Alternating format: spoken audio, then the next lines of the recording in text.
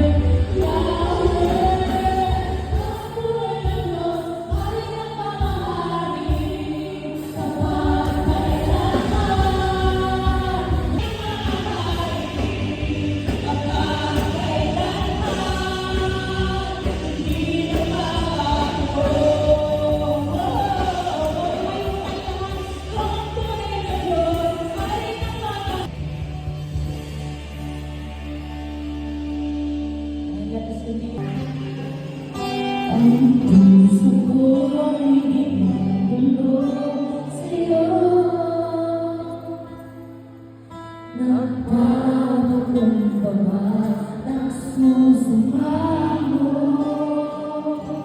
pagkitahatin mo, na ikaw ay mamasdan, makarita, sa'yo ay pumisan. Ang puso ko'y tinutulog sa'yo.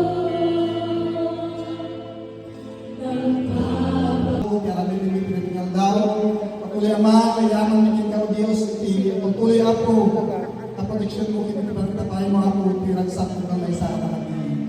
Ama, patuloy o Diyos, kinitali na ito, ay ako, mga pinipin, kitanong daw, kasi celebrar niya ako, may talupol ng talo, tawag ako Diyos, iniimbag mo ako, itinaki ako, pamilya ng LCA, nagyaman kami o Diyos, patuloy ako na sikat na magdahil, ibig sa amin o Diyos. Patuloy Ama, ikararan niya ako, dito sa amin kanina tumagdahil, itinaki niya ako na sa buwan na ako ng sao, magkondisyonan, patuloy o Diyos ang pulutan, tinanang ibigda sa Lord, kung walang sao ka na ako, Lord, magkondisyonan kami ako Diyos.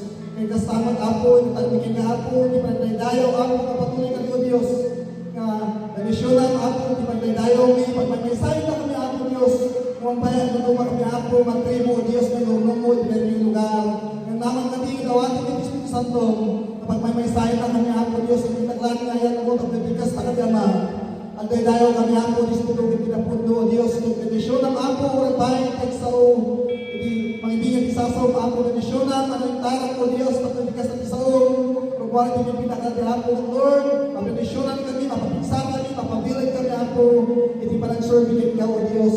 At Ama, gawagan niya ako ng protection ko ng lugar, kung tuloy ka o Diyos, nagkanalis mo kay saan mo, kay sukat, makatuwami, pinatingal daw, kasi tapos ako, nagkatuwami ko Diyos na umpay, ikararan niya ako, aywanan na ako, didalan, makapitan niya ako na palagi, at ako Diyos, patuloy ka Ama, at may nagtagay ng sa pananagan mo ako Diyos. At yaman kami, at Lord, mabati kami na pinatingal daw ako, at nataramitin ako ng sasdaw, itibyan ko kang may isa katakan niya ako Diyos. Hallelujah, mabuhay ako, itaramitin mo Diyos, at sasdaw, itibyan ko kang may isa. Salamat naman, itiglipan mo, at ako, magpas na niya ako na ito, na tibi-tibi ako kasi nga may daydayaw, at ako ang palagi na palagi, pabuhay na ako, tinitaglan kaya mo Diyos. Dahil titidawat, tikararan ni Pinangan na Jesus. Amen.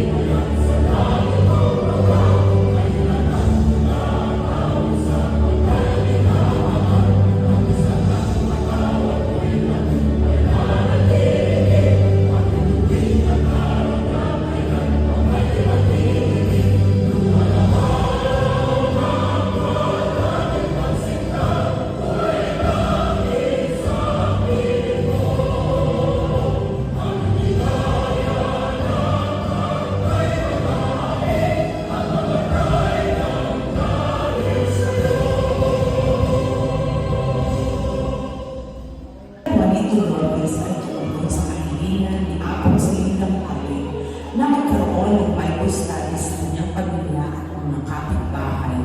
Nadagdagan din ito ng mga evangelistic crusades o NLCA network na may isang misyon upang mapadami ang pagtatanim ng mga iglesia sa iba't ibang lugar.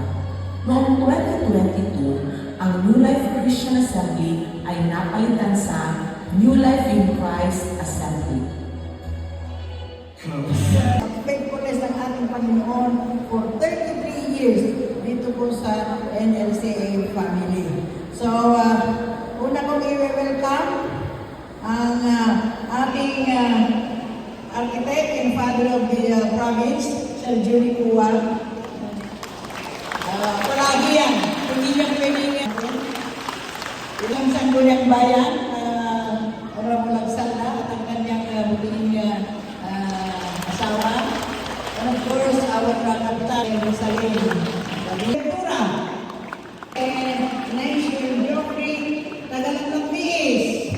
Asan Tagalang ng Miis? Maraming ngayon, of course, with Pastor Marvin Baglan. Ang Ayan. Marang Island ka, mga Taga-Ayan. Pastor Bernard and Pastor Rosemary Domingo. Victoria. Mga Victoria, yan. Pakpakan po natin sila. Pakpakan natin sila. Pastor Alfred Antonio. And of course, sa Santo Tomas. Santo Tomas, Saguna. Yan. Pakpakan po natin sila. At naniniwala din po tayo na may ginagawa ang Panginoon.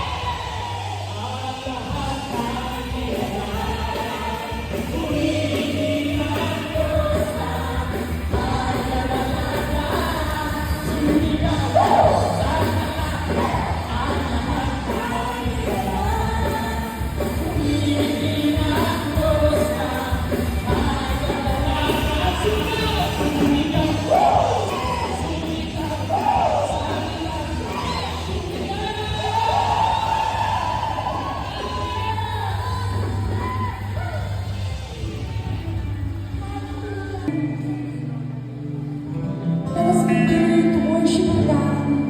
Let's declare na mahal natin ang ating Diyos. Let's declare na sinasamba natin ang ating Diyos. Hallelujah. Ang ating Diyos ay tunay na Diyos. Ang ating Diyos ay buhay na buhay. Let's continue to worship the Lord. Hallelujah. Glorify your name. Come on, church. Let us open our heart. Let us open our hearts and worship the Lord. Hallelujah. Let's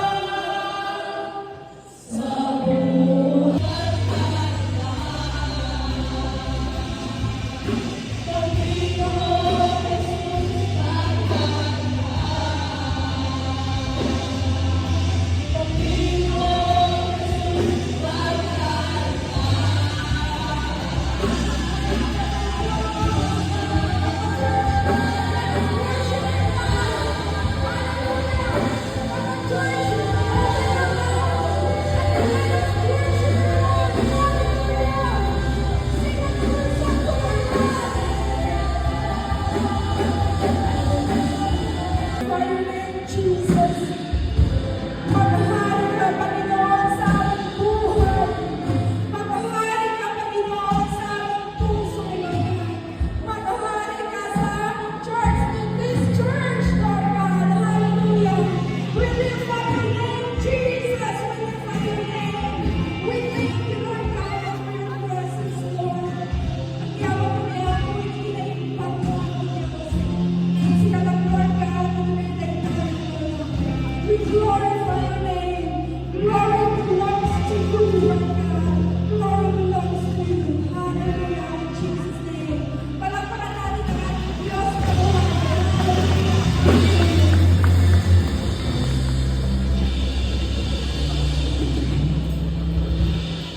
Amen. Amen. Na may gagawin ng Diyos sa ating buhay. Amen! Sabihin sa katabi mo, may gagawin ng Diyos sa buhay mo. May gagawin ng Diyos sa pamilya mo. May gagawin ng Diyos sa gobyerno mo. Hallelujah! Hallelujah kaya ako. So I believe, naniniwala ako na talagang gusto niya. God, Reverend PJ De Lima.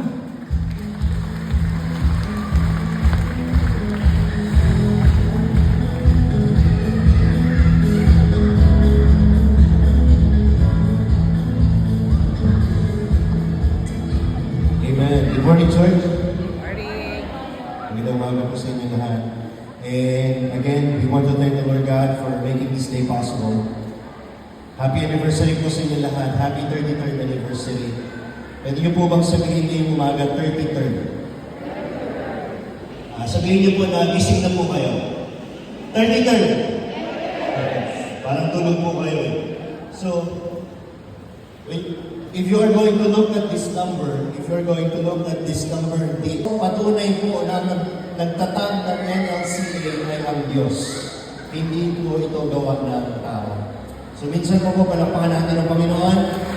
And look at the person next to you, say to the person next to you, happy anniversary. Yan. Hindi po kayo tumingin at hindi kayo bumati. Tignan niyo po ang inyong katabi, sabihin niyo happy anniversary. Okay, hindi pa rin po kayo bumati. Maraming hindi. Look at the... You are maybe pastoring a small church. O baka kayo po ay nagpapastor sa malayong lugar, liblib na lugar. But let me tell you something, the same God that we are serving is also the same God that you are serving. At ang Diyos po na inyong pinaglilingkuran ay kapag. At ang Diyos po na inyong pinaglilingkuran ay nakikita po ang inyong bawat kasama naglilingkod sa government. Maraming salamat po. Ang ganda po nung sinabi kay Tina. Sana marami pang politiko ang naligtas. Ang makarating sa lahat. And what is happening in our country right now is not an action of man, but an exposition of God. Ine-expose po ng Diyos ang nangyayari sa ating gobyerno. And this is a very timely season for us sa ating mga Kristiyano para ipakilala ang Panginoon sa kanilang lahat. Habang ine-expose Lord ang mali, dapat ine-expose din natin kung ano yung tama. Can we pray right now? Pwede po ba tayong manalangin? Hallelujah. Father, we thank you and bless you. Kami po ay nagpapasalamat ng Diyos sa araw na ito na ibinigay mo to every one of us to celebrate your faithfulness for the past 33 years. And our prayer today, Lord God, our declaration today is that you multiply. Multiply our blessing, multiply our fruit, multiply our lives, multiply every prayers that we have. In the mighty name of Jesus we pray. Amen. So ang tema po natin sa taon na ito ay multiply. At sabi ko po kagabi, dapat hindi na ito yung ano natin, dapat hindi na ito yung thing natin. Because you are already multiplying. Ako po ay 41 years old pa lang naman. Akala mo kumata. I am friends with PCPC, I am friends with JIN, I am friends with a different organization, religious organization. And all glory to the Lord God po kami sasabihin po ako sa inyo. All glory to the Lord God. NLCA is one of the most impressive network. Grabe po kayo. Okay na po. Grabe po kayo. Kasi ang this is a composition of how many churches? 31 or 28 plus. Okay. Ang dami po ninyo na mga simbahan. And actually, yun ang kautosan ng Diyos is that we multiply churches, that we multiply believers. Hindi para magpalaki ng iglesia, kundi magparami ng mananampalataya. And you are doing that. All glory to the Lord God. So, ibig sabihin, pag nag-43 years na kayo, how many churches do you have today? 31? Hindi mga nasa 90 churches na kayo by 43 years? Kakulang ba? Kasi po, ang babata ko ba ng mga pastor ninyo eh? More than 100 churches. Listen, makinig po kayo. This is a declaration in the mighty name of Jesus that NLCA will grow to more than 100 churches in the next 10 years. It's not by might, not by power, but by the Spirit of God. God is going to make you able to plant more churches. Mamomblema na po kayo in the next 10 years kasi hindi na kayo kasya sa ganitong lugar. You will require a bigger places. And you will have many more pastors serving God. Salamat po sa gawain ninyo at nagpapatuloy po ang gawain ng Panginoon. So our theme today is multiply. And let me start with this. Simulan ko po sa conclusion. Okay lang po ba? Para tapos na agad. Conclusion na agad tayo. Your production has something to do with your connection. Modem ay hindi gagana kung hindi yan nakasaksak sa outlet. Your production has something to do with your connection. Pag sinabi natin, production has something to do with connection, yung resulta, yung output, yung pagiging inyong mabunga, hindi yan nangyayari dahil kayo ay isolated or ako kaya ko to. Ako kaya ko to. Kaya ko magpatayo ng church. Go back. Be connected. Stay connected. Sabihin nyo nga po sa inyong katabi, be connected. Stay connected. O sa kabila, sabihin mo sa kanya, be connected. Stay connected. So in the book of John, chapter 15, very familiar verses, very familiar chapter, alam na alam niyo po ito. Now, hindi ko na po babasahin kasi mahaba ito eh. Pero gagawin natin verse by verse analysis. Pag-aralan po natin yung mga verses na yan. From verse 1 to verse 15. But let me tell you something, a quick background. Bago po sabihin ng Panginoon ito, days after that, nangyari na po yung betrayal. Gardener. Go to the next slide, please. As the Father has loved me, so I have loved you, now remain in my love. In last verse, ang sabi in verse 17, this is my command, love each other. Hindi ko na po mabasahin lahat ng verse kasi mag-verse by verse analysis po tayo ngayong umaga. The Lord wants you to be connected to Him 24/7. Yun po yun. Ayaw ng Diyos na ikaw ay ma-disconnect sa Kanya. And if you want to be productive, or kung nais niyo po na kayo ay mag-multiply, which is your theme today, kasi po hindi lang tema ito eh. Nandiyan po ba kayo? Sino po kausap ninyo? Ako o yung katabi ninyo? Listen, church. This is more than a title or topic. This is a declaration. Ay, hindi politiko po, hindi nyo naintindihan. Hindi lamang po ito title ng anniversary. This is your declaration. You are telling to the Lord God, Lord, you are going to multiply us. Lord, in the mighty name of Jesus, itong taon na ito, itong anniversary namin ito, we are raising up our faith that by your help and by your power, we are going to multiply. Did you remember last night, ang sabi ko po sa inyo, multiplication po ito, hindi addition. Hindi kayo humingi kay Lord ng 2 plus 2 equals 4. But you are asking times 2 equals 4 that order ba? Ayusin natin. 5 plus 5 equals 10. But 5 times 5 equals 25. That's the difference of multiplication and addition. You are not asking the Lord God to add something to you, but you are asking the Lord God to multiply what you have. Amen? Amen? Alright. So let's go by verse analysis. Pag-aralan po natin itong teksto na ito. Okay lang po ba sa inyo mag-Bible study tayo ulit? Alright. In verse 1, or ang baging ng lupa, and my father is the gardener. Now, can you say the word true? Sabi niyo nga po, true. Isa pa po, true. So, kung sinabi ng Panginoon na I am the true vine, hindi kaya ibig sabihin din yan merong false vine? Kung merong totoong baging, kung merong totoong puno, hindi kaya meron ding imitation o peke?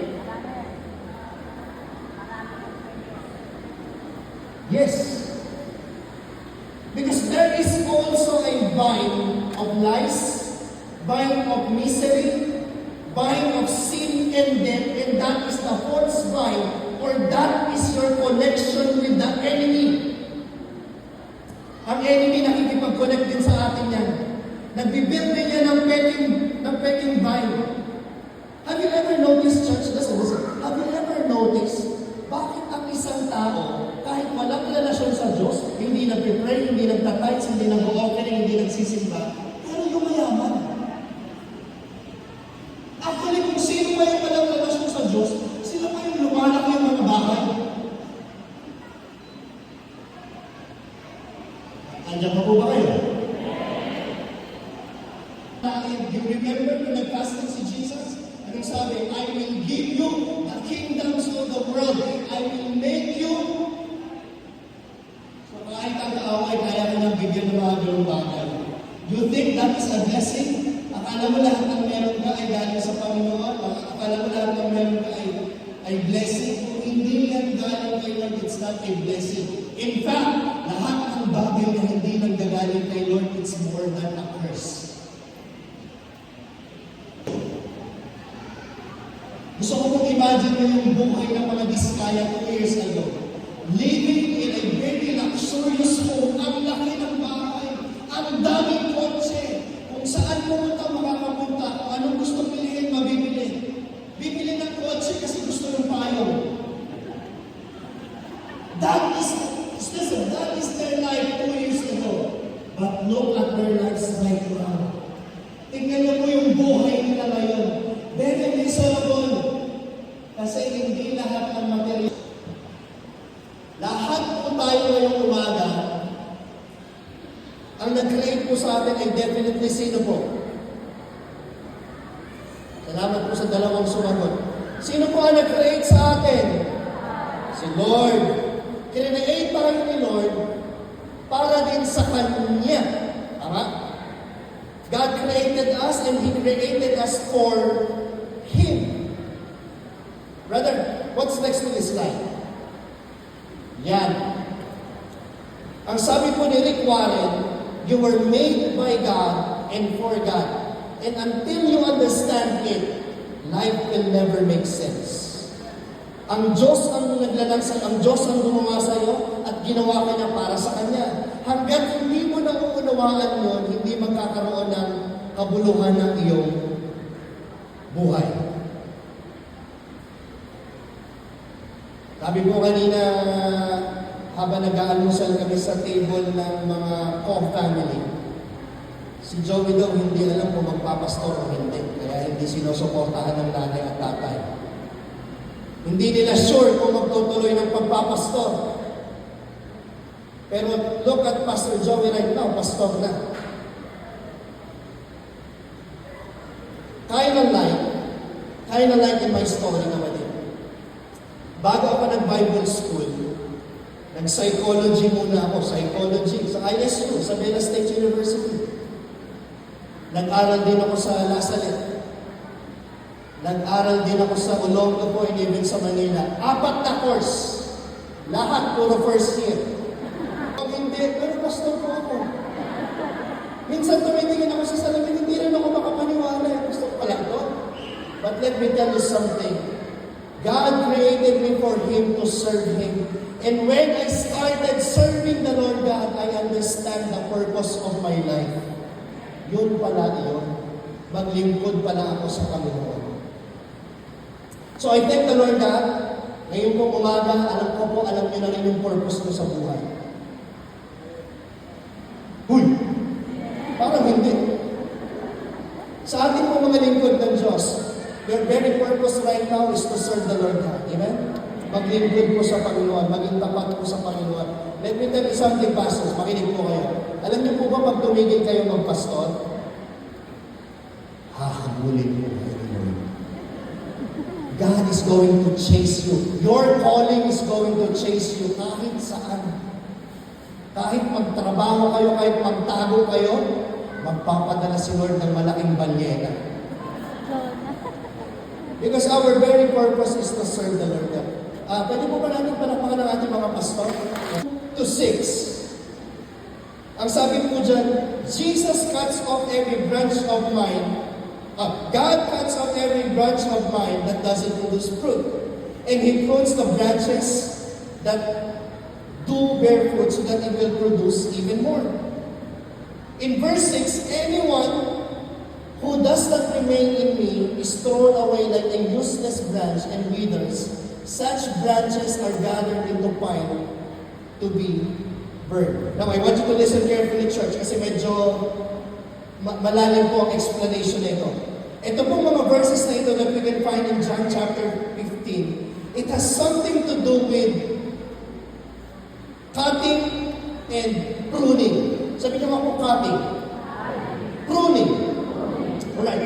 When you say cutting and pruning, pagdating mo sa usapang halaman o pagdating mo sa usapang ubas, cutting and pruning ay ginagawa po yan for production, for cleansing, and for shaping. In their time, sa mga mag-uubas po ng panahon nila, ang ginagawa po ng mga mag-uubas, every time na sila ay magtatanim at kapag lumaki na yung kanilang pananim ng ubas, hindi agad-agad nila hahayaan lang yun na magbunga. Ang gagawin po nila yun, ititrim po muna nila yun. May mga aalisin po sila ng mga sanga, lalo yung mga sanga na pabulok na o hindi nagbubunga. You know that the Bible tells us that those God's love ay kanyang dinidisiplina. Have you read that in the Bible? It's in the book of Hebrews. It tells them that if God loves you, He will also discipline you. And in our lives sa buhay po natin, yun yung tinatawag natin na process of cutting and pruning. Aalisin ng Diyos yung mga bagay sa buhay natin na hindi nagbubunga ng maganda. Ay, ang sakit nun. Hindi maayos ang masakit po yun. Hindi po madali na proseso yun, pero kung ikaw ay anak ng Diyos, kailangan mo pagdaanan ng proseso na yun. Kung dati ka nagiinom, God, mababawasan yung old friends. Pero papalitan ni Lord John ng mga kaibigan na maglalapit sa'yo sa Kanya. Yun yung importante na. Alam niyo mo, all glory to the Lord God, testimony po ito. Salamat sa Panginoon. Yung aking pong asawa dati, exposed ka na ni Lord. Aalisin na ni Lord yung mga mali at masama. Ititrim ka na niya, ipuprune ka na niya para siguradong sa heaven ka pupunta. Pagdating mo sa heaven, may malaki kang mansion. Kasi sasabihin ni Lord, first time may makarating na ganyan dito. Okay, church. Another thing, isang bagay pa mo. Alam niyo po kung babasahin niyo ito, ang sakit pala ng verse na to. Very painful, pastors, very painful to, mga bisita natin. Because it says there, tingnan niyo po ha, and He prunes the branches that do bear fruit so that they will produce even more. Kahit pala nagbubunga ka na, kahit na pala naglilingkod ka na kay Lord na tapat,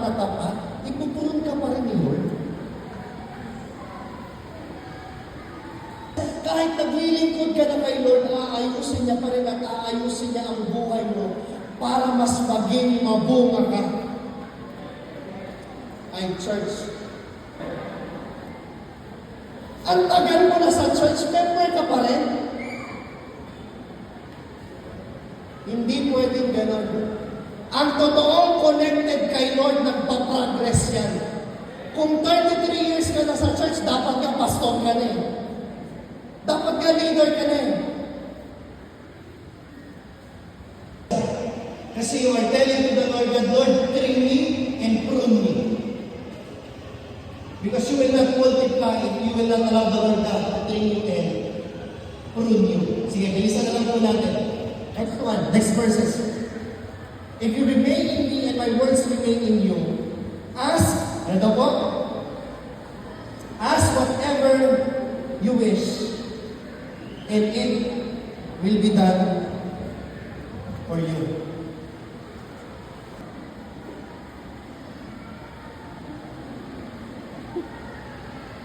Ulitin ko po yung tanong, nagkagulo na tayo. Ask whatever you wish, and it will be done for you. So, ibig sabihin kahit ano, ibibigay sa iyo ni Lord. Tama mali? O sige, pray tayo ngayon. Lord, bigyan mo ako ng kotse bukas. What do you think? O doon sa mga single, Lord, sana bukas makilala ko na yung God's will mo. Sana next week ikasal na agad ako. Ano? Gusto ko pong expose ko yan. Does this basically mean everything? Kapag nagtingi tayo sa Panginoon, ibibigay niya agad, Lord, pwede ba bukas yung pamilya ko dalhin mo sa Disneyland? Lord, may cancer ako ngayon. Pwede ba bukas wala na ito? Could be. Pwede po, pwede. Could be. Pwede naman po yan. But I want you to understand, kasi hindi naiintindihan ito mabuti ng mga tao eh. Hindi remain in me and my words remain in you. It has something to do with the tree and the branches. Ipapaliwanag ko po sa inyo kung bakit kahit mag-pray kayo ng kotse ngayon kayo hindi niya ibibigay bukas. Because it has something to do with the tree and the branch. Ang isa pong branch, ang kakailanganin niya lang sa puno ay watering yourselves to be my disciple. Ito pong theme po ninyo sa inyong anniversary. Ito po yung nais ng Panginoon sa atin. Yan po yung sinasabi, this is for the glory of the Father, na tayo po ay mag-bear fruit o mag-multiply. Showing yourselves to be the disciple of Jesus.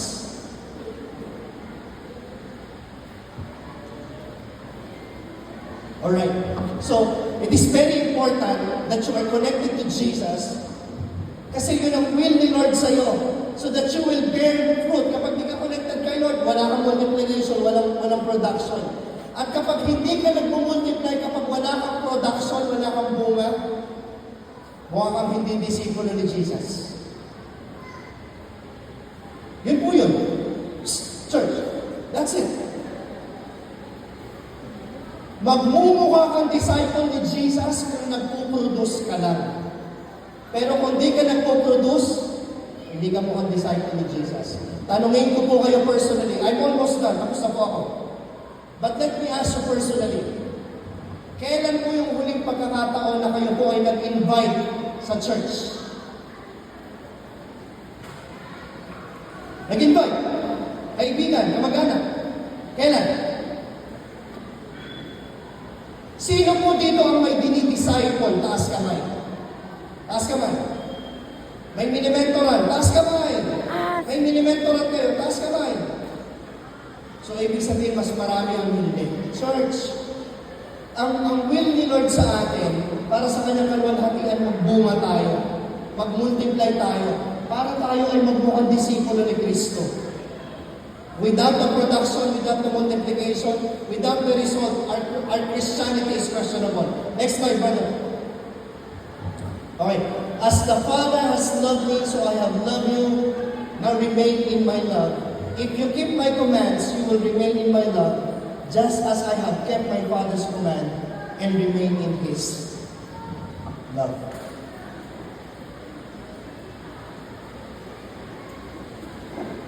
Hindi ko po alam kung napanood niyo po ito sa Facebook.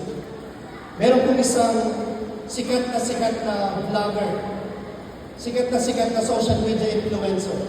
Ang pangalan niya po ay si Nas, o ang kanyang page ay si Nas Daily.